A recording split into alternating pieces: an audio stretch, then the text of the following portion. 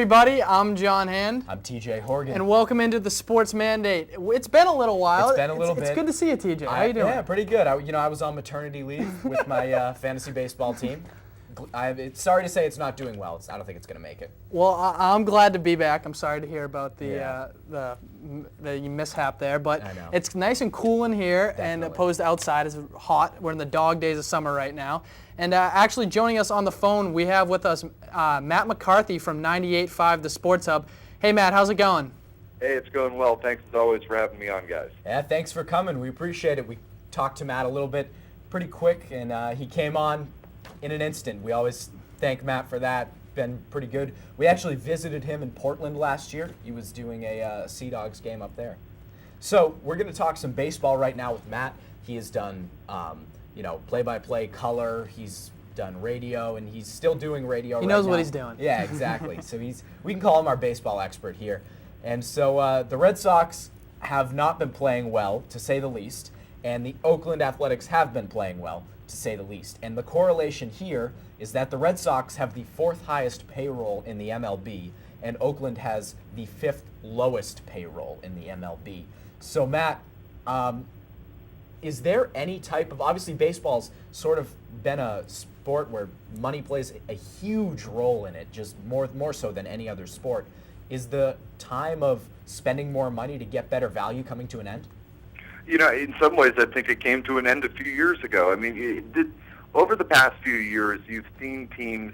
Look at Pittsburgh last year. They were the wild card team in the National League. I mean, they're not exactly a high payroll team. Oakland has been very good for many years, and then of course, they kind of struggled a little bit, around 2010, around the turn of the decade.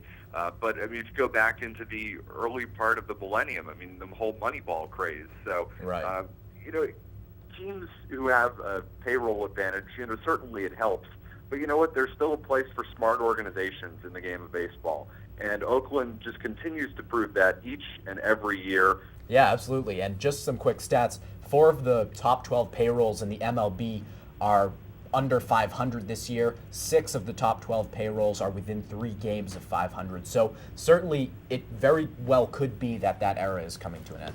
And and what does money buy you in baseball nowadays? I mean, for the most part, if you look at it, the real value in baseball are players in their early to mid-20s. There's such a youth movement going on in the game of baseball. It buys you right now. 10-year contracts for mid-20s players. Yeah, exactly. By the time these guys hit free agency, they're 28, 29, 30, 31, and then you're paying for past performance once you hit the mid-30s. I mean, if you look at the Yankees, how much money do they have sunk into CC Sabathia with his injury concerns, Mark Teixeira, Derek Jeter, Carlos Beltran.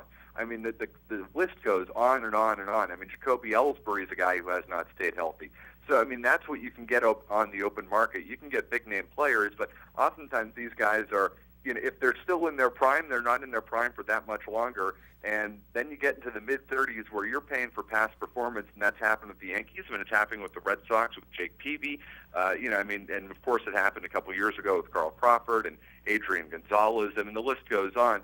You look at a team like Oakland, the way they've built it, Sonny Gray is the absolute rock of what they have done this year. He's one of the best young pitchers in baseball. They're paying him pennies, absolute pennies. Jeff Samardzija, a guy they were able to trade for, because a year and a half from now, somebody's going to pay Jeff Samardzija, but nobody's paying Jeff Samardzija now.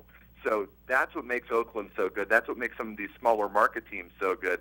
They develop the young talent, or they pay players before they're overpaid. They're paying for their performance. They're underpaying for their current performance, and somebody else, a big market team, is going to pay for their past performance. Yep. So just the way baseball is structured, it's going to work that way. But it's worked out for the truly smart organizations, and it's hard to find 2 smarter organizations in baseball than Oakland and Tampa Bay over the past 5 years. If you saw the movie Moneyball, there's a quote at the end where Brad Pitt basically says, it doesn't matter how many games you win during the regular season. What matters is if you win the last game of the season. You said Oakland is the dominant team in the AL and maybe all in baseball right now, but do you see them being the world champion at the end of the season? I'll be honest, guys, yes, I do. And normally in the past, I have not felt that way about Oakland. I just think this year's different. They can hit a little bit. It's really come together offensively for them. They have enough pieces offensively to go with their excellent pitching staff. I mean, they added not an ace. Jeff Samardzija is not an ace, but a top of the rotation pitcher in Samardzija to go with the top of the rotation pitcher they have in Sonny Gray. They added Jason Hammel, who has pitched like a top of the rotation pitcher this year. I mean, their depth in their starting rotation is excellent. Their bullpen's excellent, and they hit well enough. I think they're so clearly the best team in baseball to me. And, I mean, ask me to pick a team right now. I think Oakland gets it done this year. There's something about that team. I mean, is there a team that's even close to them now? I don't think so. Listen, things could change. Sonny Gray could tear his shoulder into 1,000 pieces. Obviously, we're not hoping for that to happen, but it could happen. But as of right now, yeah, I'm picking Oakland. I mean, I think they're going all the way. They're so far and away better than anybody else. Yeah, definitely. And Oakland right now, as you mentioned, their pitching was dominant. And right now, Oakland doesn't have a player with over 200 plate appearances hitting above 300. And that just goes to show you pitching really does win you games. And they're 15th in the MLB in team batting average, so nothing spectacular there. However, 7 pitchers on that team with 3 or more starts. Out of the 7 pitchers, only 1 has an ERA above 4.0, which is insanely impressive to say the least. And going on the other side of that spectrum, the Red Sox are another team similar to the Oakland Athletics in the fact that their pitching has been performing better than their hitting. And right now, the Athletics, the only way I can see, are doing better than the Red Sox.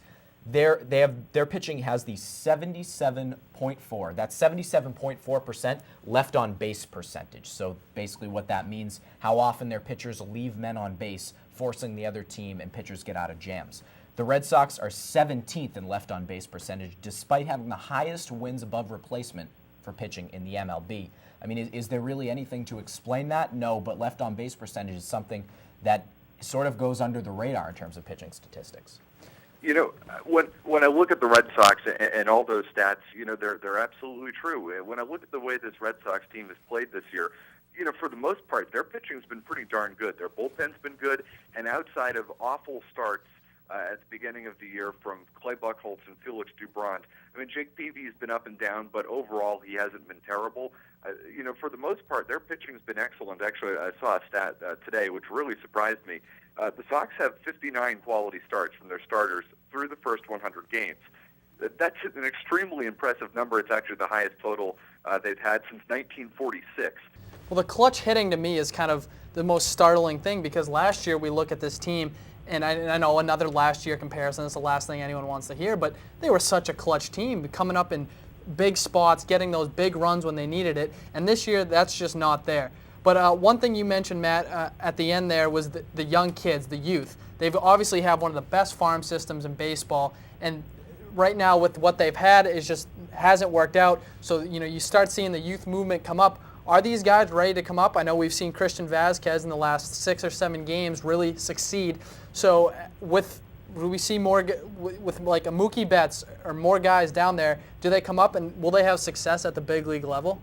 I certainly do believe so. As you guys have known when you've talked to me in the past, I'm very, very high, as most people are, on the Red Sox prospects. Saw a lot of the kids in Portland last year.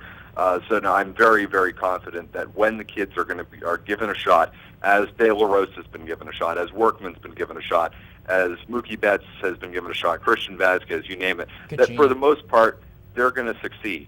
I think, Ruby De La Rosa is the perfect example. You give the kid a chance, you take Felix Doubront out of the rotation, all of a sudden, they're in those games now. They weren't in those games when Doubront was pitching.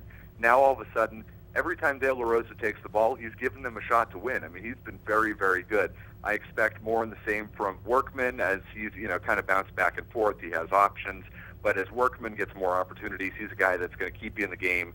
As Anthony Ronaldo comes up, when most likely they trade Jake Peavy, I would imagine that Ronaldo will get a shot to earn a spot in the rotation perhaps, or at least see some time in the rotation. I would expect that he would do the same. These kids are good. They're really good. So it should be a very exciting second half, not because they're going to make the playoffs, but they are going to play better ball, and you're going to get to see what these kids can do. And I have all the faith in the world that the talent they have, and they have a just an absolute Yeah. world of talent in the minor leagues, in the upper minors. You're going to start to see it come forward over the last 2 months of the season, and it's going to be exciting to watch. They're going to be competitive, a fun, young team over the course of the second half. It's not going to be good enough to get them to the playoffs, but you know what?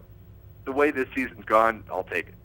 No doubt about that. Matt McCarthy, 98.5 The Sports Hub. Thank you so much for coming on.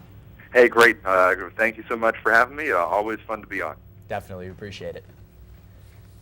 And so some additional points on that. The Red Sox leaders in batting average right now there are only 3 players, and they're all above 300. And this is with any amount of plate appearances. The only players hitting above 300 for the Red Sox are Clay Buchholz, Brock Holt, and Christian Vasquez. Christian Vasquez, one of Matt's favorites. 7 games he's played. Exactly. Brock Holt's been fun though. No, He's been a lot of fun. He's been great to watch. Yeah. Brock Holt's definitely Played, a future. I think he's played every position in the infield except pitcher and catcher. Every position on the field. That's he's played ridiculous. except pitcher and catcher. That's absurd. So- And it's always great when you can get a guy with that utility Right, also. Exactly.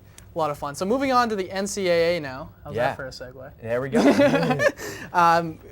Big 12 Commissioner Bob Bowlesley had some pretty potent comments yesterday in his media day for the Big 12. And Yep. basically what he said was, and I'm summarizing here, but he said the NCAA is not doing anything about the cheating that's going on. Right. Everybody's cheating, and the schools that are cheating are benefiting. And he said, I'll give you the quote real quickly, enforcement is broken. The infractions committee hasn't had an FBS hearing in almost a year, and I think it's not an understatement to say cheating pays presently. If you seek to conspire to certainly to bend the rules, you can do it successfully and probably not get caught in most occasions. Well, I think it's pretty fair to say the NCAA is not marketed in a way that is in a likable way. Right. People are very against the NCAA.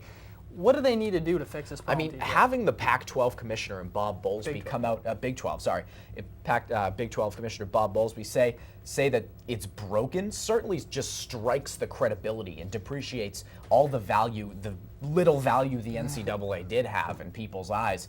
And it's honestly depressing to see that college sports have gone from a prolific, and so much as 5 years ago even, a prolific environment where we get to see the youngest players, the future of our sporting events just fostered, and it's turned into random Ponzi schemes. Well, it's a huge business. It's Yeah. not just sports. It's not just school. It's a business. These schools are making multi-million dollars off these kids. They're And- yeah, selling exactly. out stadiums, merchandise, commercials, and the TV deals. That's huge because Right. you know the ESPNs of the world, the CBSs of the world are paying almost billions, maybe even billions. I don't Yeah. know, dollars to broadcast these games. This boils down to the question: even with all the expenses being, not turning out as much as they should, does the NCAA get to a point where they end up compensating players for their work? And I personally don't think they will get to that point. Should they? Yes, because it brings about higher standards for the players. Because if you're giving these players compensation and a bit of a stipend almost, there's less pressure to cheat and less pressure to cheat academically and academic fraud, as we saw with Everett Golson last year, because they're being held to a higher standard if they're being given something. Something needs to be done, and I think right now the NCAA is on a slow decline downwards. It can't Some may argue it's on a very fast decline fast. downwards. Yeah, I shouldn't say so. It's going downhill, and it's only a matter of time before it may not even be in existence anymore. I know that's a stretch, but I mean, 10 years down the road, the NCAA, it's either going to look completely different or be non-existent, and paying players is going to be the first step in kind of resurrecting the NCAA if they want to do that. The problem there is, what system do you put in place? There's several different ideas out there about how to properly compensate players. Do teams not pay players, and players now have the option to go off campus and make money through like the video games NCAA, Right. or put their face on a poster for a company or something like that. So there's many different ways to do it. It's just a matter of which is the right way. What do you think is the right way to pay a player? Right. I mean, I think the right way to pay a player is just to almost standardize it and figure out, what this player does, and don't have. I don't think. See, it's hard to say paying players could be in place without agents, and Right. because as soon as you get that, they're going to be agents and managers, and It's more of a business. Right, and that'll get bad. So right now it's up in the air, but we're going to move on now to a organization that certainly does compensate its players, and that is the NFL. And so we're going to give you a little bit of fantasy football inside right now. It's never too early for fantasy. No, never too I know early it's for I know it's fantasy July, football. but you got to start thinking about it. And we're going to talk about fantasy football. What we're going to do now is play a game we like to call the name game, where we give each other two players of similar caliber going around the same time in drafts, and we say which player we would rather have on our fantasy football team. Keep in mind, this is fantasy football, not building a squad to compete for the Super Bowl, but this is fantasy Super Bowl. So, John, I'll ask you first. Would you rather have on your team Tom Brady or Colin Kaepernick? For my fantasy team, emphasis on fantasy, I will take Colin Kaepernick. And here's why. He is a dual threat quarterback. He gives you that option of throwing and running. So that's lots of fantasy points right there. Also, their San Francisco 49ers offense is completely revamped. They have Michael Crabtree, who really last year had a big breakout season, Anquan Bolden, and now they also added Stevie Johnson this year as a free agent, and which I think is a huge signing. I know he's had his problems in Buffalo with behavior issues, but the guy can play football as long as you can keep him on the field. And let's not forget about Vernon Davis. And also sneakily in there, they also added Brandon Lloyd, who was with the Patriots previously. They had him as a free agent. Obviously, he had his issues here, but if he at one point when he was with the Rams, he's a pretty good football player. See, I'm going on the opposite side. I'm going with Brady. I'm trusting the arm here simply because of the situations they're in. There's no running back New England can trust right now. Bill Belichick won't put the ball in the hands of Stephen Ridley for 200 carries. And if you say Shane Vereen, they're just going to throw the ball to Shane Vereen. So I see Brady just regardless of opportunity, regardless of how well he does it, he'll just throw the ball at such a high volume that he has to be a better fantasy option than Colin Kaepernick. And additionally, I don't think Kaepernick will be doing as much running this year. And that's because Frank Gore is the starting running back in San Francisco, but they have four running backs behind Frank Gore who are all fighting for a spot. Kendall Hunter, Carlos Hyde, Marcus Lattimore, and LaMichael James. Frank Gore is going to retire sometime, and all four of those guys want his carries. So they're going to be handing the ball off at such a high volume. Right. Lattimore's, we don't know what he's going to give us. We haven't seen him play football in a while. If he comes back... Which is why they're going to give him carries. I don't know if they're going to give him carries right away. He's coming off a tough knee surgery, and he hasn't played football in almost a year and a half. Right. And I think the kicker here for Colin Kaepernick is he's on the last year of his rookie contract, and he wants a long-term deal. He wants to get paid. And if being on the last year of your contract, I think, is the biggest motivation for these NFL guys because they want the big long-term contracts. They want the hundreds of millions of dollars. So that's why I think he's going to go out there and try to prove to everybody that he's worth that kind of contract. All right, we'll move on to the next one right now.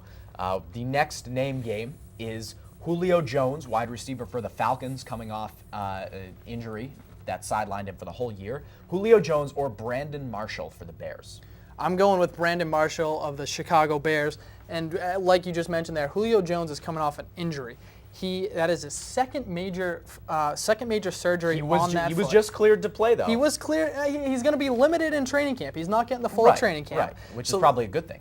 For his sake. Well, but you don't get that full training time. I really think there is value in training camp. He hasn't played with Matt Ryan in a little bit. Get the timing back, run the routes right. That's going to take a little bit of doing. Brandon Marshall, on the other hand, played all 16 games last year. Yeah, he did. He had 100 receptions. He averages 13 yards a carry.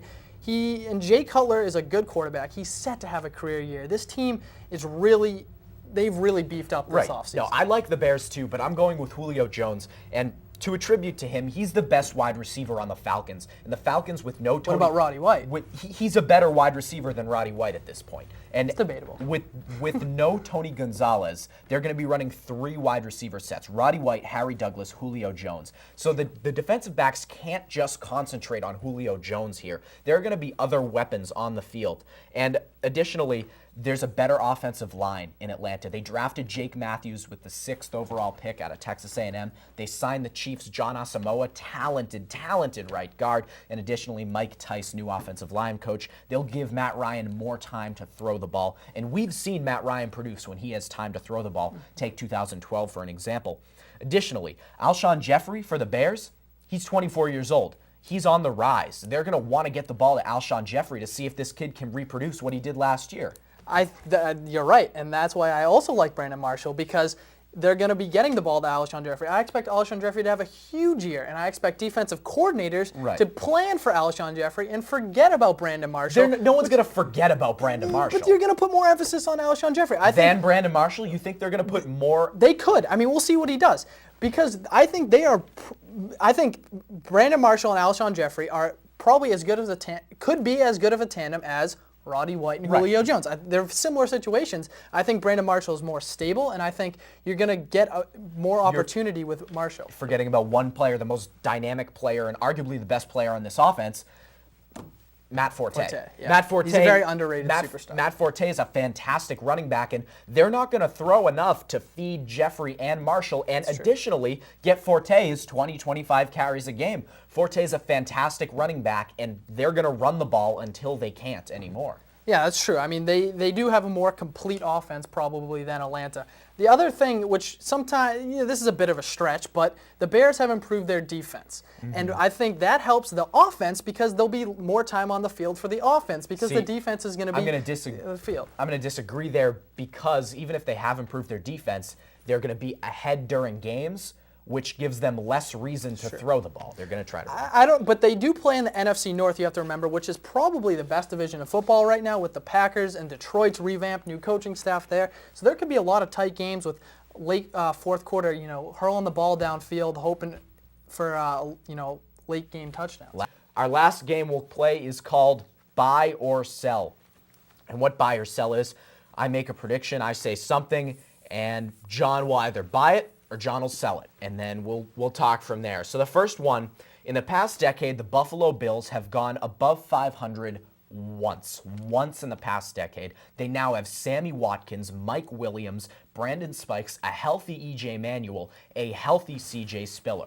Buy or sell, the Buffalo Bills will go above 500. I'm selling it. And I feel bad saying that because poor Buffalo, the last time they did anything, they went to 4 straight Super Bowls and lost all 4 of them. So the poor people up in Buffalo just want a winning season, and it's just not there yet. I mean, they'll come close. I could see them going 8-8. Maybe they pull ahead and go 9-8, but I'm selling this. I think they go below 500. Offensively, like you mentioned, a healthy E.J. Manuel, Sammy Watkins, that dynamic wide receiver out of Clemson, and healthy C.J. Spiller, also running back previously from Clemson.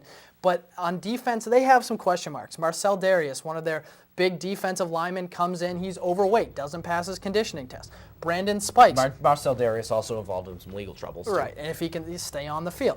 Brandon Spikes, he's had behavior problems with the Patriots, and in addition, when the Patriots did use him, Spikes had behavior problems, but he never missed any games directly because of behavior. Right. I mean, at the end of the season, season, his off-the-field behavior's fine. I mean, at the end of the season there was something fishy going on why he was on the IL. If he plays well, he'll be on the field. Right. And But here's the thing. Yeah. The Patriots used him mostly in the run stopping. They didn't really use him in the pass. The Buffalo Bills kind of have him as their primary linebacker right now. Right. He was never that with the Patriots.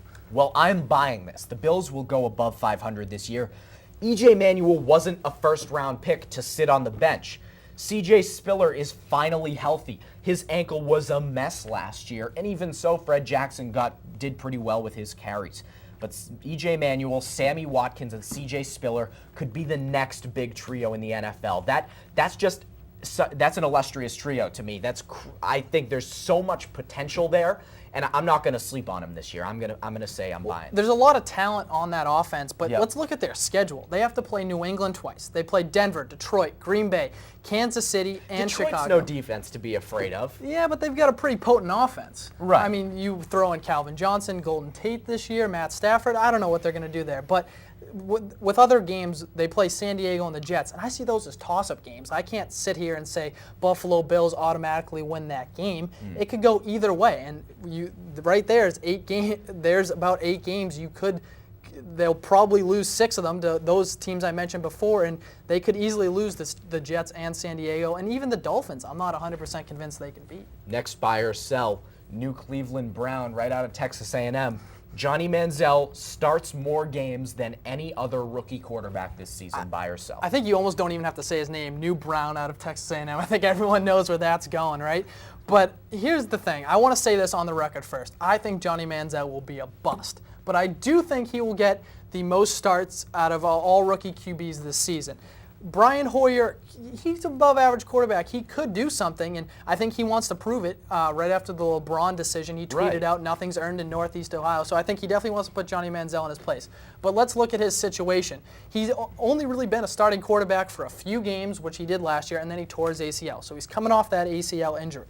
And in addition, there's so much outside pressure to start Johnny Manziel. Cleveland wants this guy to be in there. They want him to, bring them to the promised land, bring them that Super Bowl. So I think new coach Mike Pinton is going to have that pressure to start Manziel. And let's look at the other rookie quarterbacks. Blake Bortles, the Jacksonville's in no rush to start him. Bridgewater, Castle's probably going to get the start in Minnesota. They're going to say they're in no rush to start Bortles. I'm selling this, by the way. I think I'm not sure which quarterback will have the most, but I'm pretty sure it will be Bridgewater or Bortles, and that is because Brian Hoyer, he'll start the season. We don't know who's going to start the season in Minnesota. It's very well that Bridgewater could take over the starting job in training camp and just play 16 games. We know that Johnny Manziel will not be starting the season. I mean, obviously barring an injury. However, another tidbit, Blake Bortles for the Jaguars, they're probably not going to be a great team this year. What's to say they lose 6 games in a row and say, what the heck, throw Bortles in there, we have nothing to lose. I mean, and Chad Henne also not the best injury record. So that's why I think Johnny Manziel won't start as many games. I think with the other quarterbacks, I think Bridgewater's probably going to be close to the first if Manziel doesn't get it. I think Bridgewater will. I wonder about Jacksonville because, you get the number 3 pick, and here's your franchise quarterback. Why rush him into this? Why put him somewhere when he's not ready? I think they really are going to want to make sure he's ready to take over the starting job. And with Manziel, I said this before, but I think the outside pressure to start him is going to be so great. The minute Hoyer messes up, there's going to be so much pressure to start Manziel. Coaches are not going to pay attention to that. He's a first-year coach in a new city. There's going to be a ton of pressure to start. And what do you mean by mess up? Throws an interception? He throws an interception, loses 3 games in a row. I think people in Cleveland will be crying if for Chad Manziel. Henne loses 3 games in a row, they'll put Blake Bortles in. I think if Matt Castle loses 3 games in a row, they'll put Bridgewater in.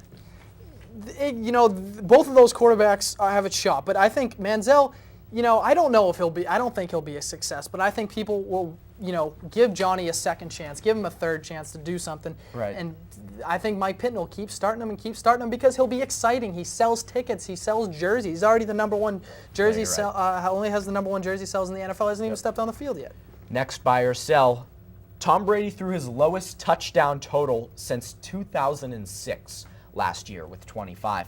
However, with LeGarrette Blount gone, buy or sell, Tom Brady has more than 30 touchdowns through the air. I'm buying this. I'm buying my guy, Tom. Last year, the Patriots had a big red zone problem. They had the 2nd highest red zone attempts in the NFL, but they had only the 8th most completions in the red zone. What's going to fix that problem? Rob Gronkowski coming back. You have a healthy Amendola. Edelman will hopefully keep doing what he did last year.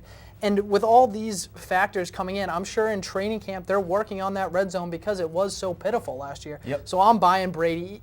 This team is probably one of the best teams they've had in a while. This defense is finally matured. They've got Darrelle Revis. I like this team. I can't find the adjective to describe it, but I like it. I'm going to buy this also. I think Brady will throw for more than 30 because, as I mentioned, LeGarrette Blount's gone. There's no running back to sort of take it away from him. I mean, Stephen Ridley, but Bill Belichick's not going to want to give goal line carries to the fumble machine himself. So Rob Gronkowski will be in there. As you mentioned, Amendola will be in there. Shane Vereen, I could see him having a decent touchdown total this year. Shotgun formations, Vereen comes out of the backfield to catch a touchdown. Very plausible they could use Vereen as sort of an amplified version of Danny Woodhead. So, without further ado, that'll be it for us. For John Hand, I'm TJ Horgan. Huge thanks to Phil Arcaro, Corey McNeil, Mike Duvall, everyone who's helped. Another thanks to Matt McCarthy of 98.5 The Sports Hub. It's been another Sports Mandate. We'll see you later. Thanks, guys.